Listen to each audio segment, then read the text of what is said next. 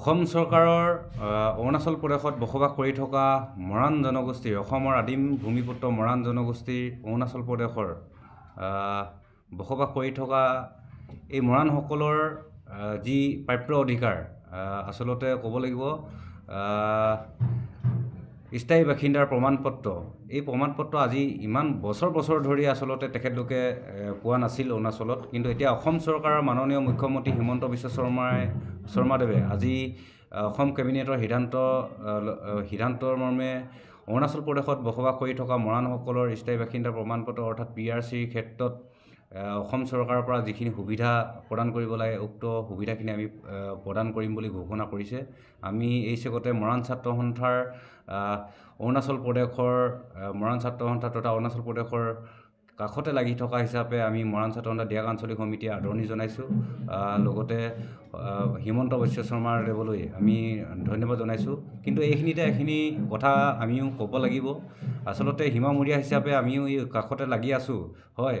আচলতে north east যেতিয়া নেফাৰ আণ্ডাৰত আছিল যেতিয়া অৰুণাচল যেতিয়ালৈকে বেলেগ ষ্টেট বা ছেপাৰেট হোৱা নাছিল তেতিয়ালৈকে তাৰ আগমুহূৰ্ততো মৰাণসকলে ইয়াত বসবাস কৰি আছিলে। ইয়াত PRC বা অন্যান্য ক্ষেত্ৰত স্থায়ী বাসিন্দাৰ প্ৰমাণপত্ৰ এই কথাবিলাক আছিল।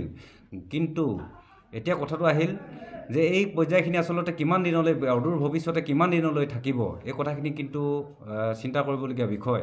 সমান্তৰালভাৱে ৰাজনৈতিক বিষয়বিলাকো চিন্তা কৰিবলগীয়া বিষয়। ইয়াত ৰাজনৈতিক অধিকাৰ তেখেতলোকে পাবলৈ সক্ষম নাই হোৱা। সমান্তৰালভাৱে অসমৰ মৰাণ জনগোষ্ঠীক যেনেধৰণে অসম চৰকাৰে যিখিনি সুবিধা প্ৰদান কৰিছে 125 কোটি টকাৰে মৰাণ জনগোষ্ঠীক উন্নয়নৰ কাৰণে অসমৰ মৰাণ জনগোষ্ঠীসকলৰ উন্নয়নৰ কাৰণে যিখিনি পুঁজি আগবঢ়াইছে কিন্তু অৰুণাচল গভৰ্ণমেণ্টে কিন্তু এই ক্ষেত্ৰত কোনো সুবিধা প্ৰদান কৰা নাই। গতিকে আগন্তুক সময়ত এই ক্ষেত্ৰত কেনেধৰণে অৰুণাচল প্ৰশাসনে বা অৰুণাচল চৰকাৰে অৰুণাচলত বসবাস কৰি থকা মৰাণসকলক অৰ্থনৈতিকভাৱে কেনেধৰণে আগুৱাই নিব বা কেনেধৰণে স্বাৱলম্বিতাৰ দিশ মুকলি কৰিব এই কথাখিনি কিন্তু অৰুণাচল চৰকাৰে গুৰুত্ব দিব লাগিব। সমান্তৰালভাৱে হিমন্ত বিশ্ব শৰ্মাদেৱলৈ ধন্যবাদ জনোৱাৰ লগতে আদৰণি জনাইছোঁ।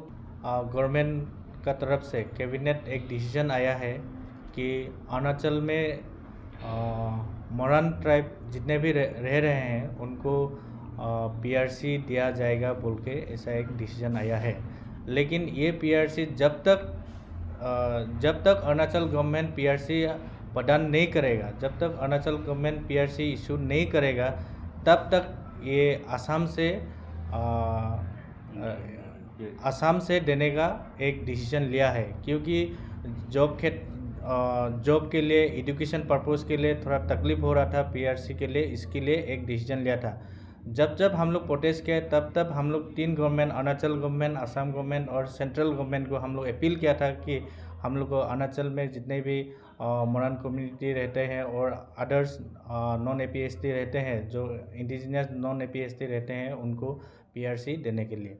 इसलिए आज आप लोग का सामने इसलिए है कि एक क्लियरिफिकेशन देने के लिए कि ये अलग नहीं सोचना है। हम लोग का जो डिमांड है अरुणाचल गवर्नमेंट को वो हम लोग जारी रखेगा और आगे भी हम लोग मांग करते रहेगा।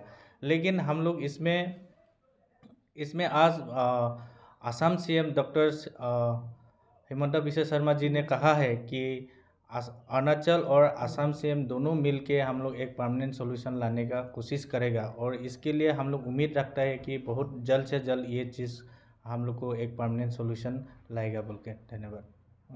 प्रथमते आज लेकांगबाखी मराण राइजर फाলৰ পৰা আমাৰ অসমৰ মুখ্যমন্ত্ৰী ডাঙৰীয়াক আন্তৰিক হিয়া ভৰা ধন্যবাদ জ্ঞাপন কৰিব বিচাৰিছোঁ। যিহেতু আজি ডিব্ৰুগড় কেবিনেটত আজি 2025 বৰ্ষৰ 20 তাৰিখ 3 মাহ দিনত যোনটো সিদ্ধান্ত ল'লে আজি কেবিনেটত অৰুণাচলত থকা মৰাণ জনগোষ্ঠী সকলক আজি PRC প্ৰদান কৰাৰ বাবে আমি সকলো লেকাংবাসী ৰাইজে তথা মৰাণ ৰাইজে হিয়া ভৰা ধন্যবাদ জ্ঞাপন কৰিছোঁ।